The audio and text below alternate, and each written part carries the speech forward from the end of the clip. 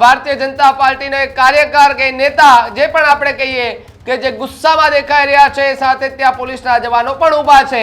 સુરત બાદ હવે સિદ્ધપુરમાં ભારતીય જનતા પાર્ટીના કાર્યકર્તાઓ બાખડ્યા હોવાની વિગતો મળી રહી છે। કાર્યક્રમમાં ભારે ભીડ થતા કેટલાક લોકોના મોબાઈલની પણ ચોરી થઈ હોવાની વિગત મળી રહી છે।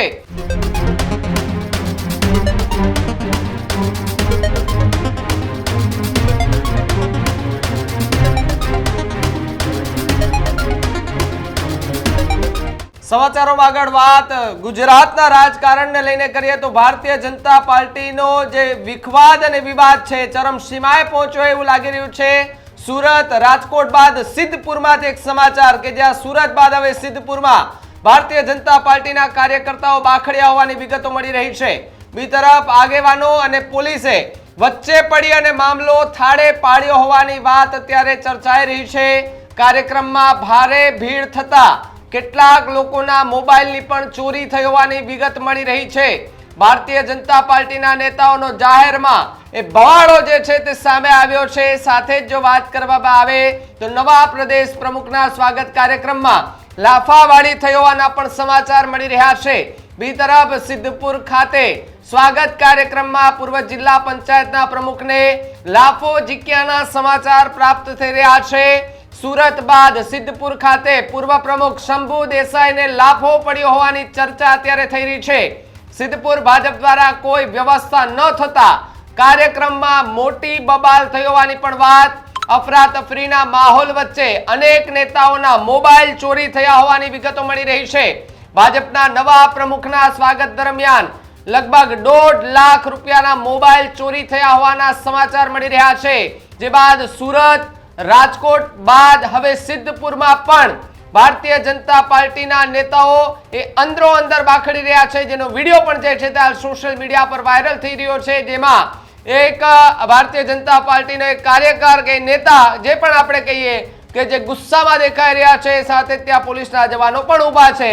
મામલો આખો એ થાળે પાડવાના પ્રયત્નો જે છે તે કરી રહ્યા છે, પણ મુખ્ય વાત એ કે ત્યાં ગણગણાટ એવો પણ થઈ રહ્યો હતો કે પોલીસનો ચુસ્ત બંદોબસ્ત નહોતો, જેના કારણે મોબાઈલો ચોરી થયા છે અને જેના જ કારણે અહીંયા બબાલ જે છે તે થઈ છે। બબાલના વિડીયો સોશિયલ મીડિયા પર હાલ વાયરલ થઈ રહ્યા છે। શું એ વિડીયોની અંદર ચાલી રહ્યું છે અને શું વાત કરી રહ્યા છે, જુઓ આ વિડીયોમાં।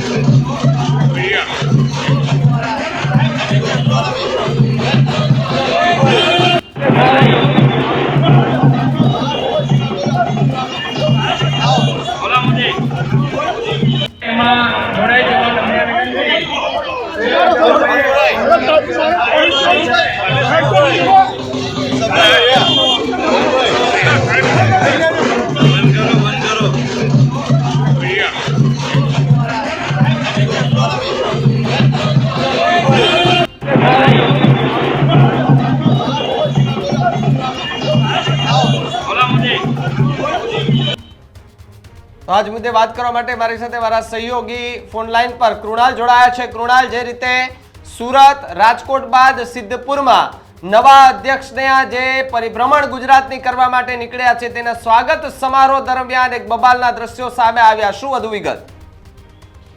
વાત કરવામાં આવે તો ગુજરાત પ્રદેશ ભાજપના નવનિયુક્ત અધ્યક્ષ જગદીશ વિશ્વકર્મા જેઓ આજથી રાજ્યવ્યાપી પ્રવાસનો એક પ્રારંભ કર્યો છે, ત્યારે તેઓ સિદ્ધપુરની અંદર એક કાર્યક્રમમાં જવાના હતા। તે કાર્યક્રમમાં તેઓ પહોંચે તે પહેલા જ ભાજપના બે કાર્યકર્તાઓ વચ્ચે કોઈ બાબતે રકઝક થઈ। 2 દિવસ પહેલા આ જ વાત એ સુરતમાંથી સામે આવી હતી કે સુરતમાં ભારતીય જનતા પાર્ટીની કાર્યાલય ખાતે 2 કાર્યકર્તાઓ વચ્ચે છૂટા હાથની મારામારી થઈ હતી અને આજે હજી આ જે ઘટના બની છે એની ગણતરીની કલાકો પહેલા જ રાજકોટ ભારતીય જનતા પાર્ટીના 2 મહિલા નેતાઓ, એક ધારાસભ્ય અને એક મેયર, બંને વચ્ચે જે દિવાળી કાર્નિવલ છે તેમાં આમંત્રણ અને ઉદ્ઘાટનને લઈ બંને વચ્ચે તું મેમે સુધીનો મામલો પહોંચ્યો હતો. તેમાં પણ એ ત્યાં હાજર કાર્યકર્તાઓ અને નેતાઓ વચ્ચે આવી અને મામલો થાળે પાડવાનો પ્રયત્ન કર્યો હતો. ત્યારબાદ હવે ફરીથી એ સિદ્ધપુરની અંદરથી આ મામલો સામે આવી રહ્યો છે કે જ્યાં એ જગદીશ વિશ્વકર્મા એ કાર્યક્રમની અંદર પહોંચે. આમ તો વાત કરવામાં આવે તો જગદીશ વિશ્વકર્માનો આજે આ પહેલો દિવસ હતો કે તેઓ પ્રદેશ અધ્યક્ષ બન્યા બાદ તેઓ આજથી એ વિધિવત રીતે અલગ અલગ વિસ્તારના પ્રવાસની શરૂઆત કરી રહ્યા હતા અને ત્યાં જ એ ભારતીય જનતા પાર્ટીના એ કાર્યકર્તા એ દીપસિંહ રાઠોડે કોઈ બાબતે ઉશ્કેરાઈને જિલ્લા ભાજપના આગેવાન શંભુ દેસાઈ સાથે રકઝક કરી, જેથી થોડી વાર માટે વાતાવરણમાં ગરમાવો જોવા મળ્યો હતો. જો કે ભાજપના અન્ય આગેવાનો સહિત પોલીસ વચ્ચે પડીને મામલો થાળે પાડવાનો પ્રયત્ન કરવામાં આવ્યો હતો અને ઘટના સ્થળેથી ભીડના લાભ લઈ અનેક લોકોના રૂપિયા અને મોબાઈલની પણ ચોરી થયા હોવાની વાત સામે આવી રહી છે. એટલે કે ક્યાંક ને ક્યાંક ભારતીય જનતા પાર્ટીની અંદર જે વિખવાદ અને વિવાદ છે અત્યાર સુધી ક્યાંક ને ક્યાંક દબાયેલો હતો, એ અંદરો અંદર ચાલતો હતો અને હવે એ વિવાદ એ ખુલીને બહાર આવી રહ્યો છે. કોઈ પોતપોતાનો અંદર મનભેદ હવે ખુલીને દર્શાવી રહ્યા છે.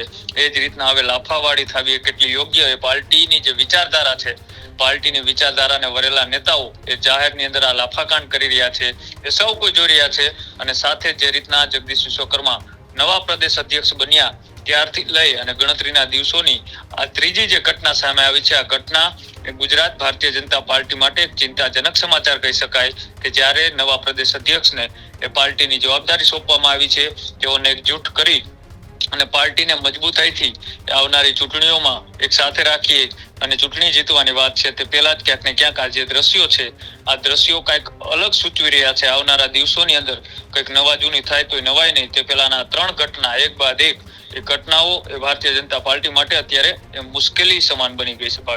જી કૃણાલ, ખૂબ ખૂબ આભાર જોડાવા બદલ.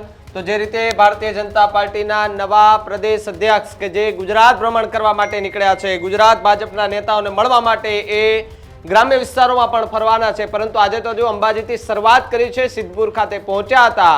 જો કે એવી પણ ગણગણાટ છે કે ભાઈ પોલીસનો બંદોબસ્ત નહોતો, તેના કારણે આખી આ ઘટના બની છે.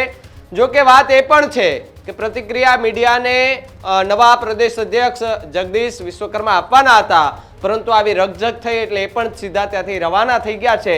પણ એક વાત હવે ધીમે ધીમે સામે આવી રહી છે કે આજથી 1.5-2 મહિના પહેલા હવામાન નિષ્ણાંત અંબાલાલ પટેલ દ્વારા એ આગાહી કરવામાં આવી હતી કે દશેરા પછી ગુજરાતના રાજકારણમાં નવા જૂની થશે અને કંઈક એક ન જોયું હોય તેવું રાજકારણમાં જોયા જેવું થશે.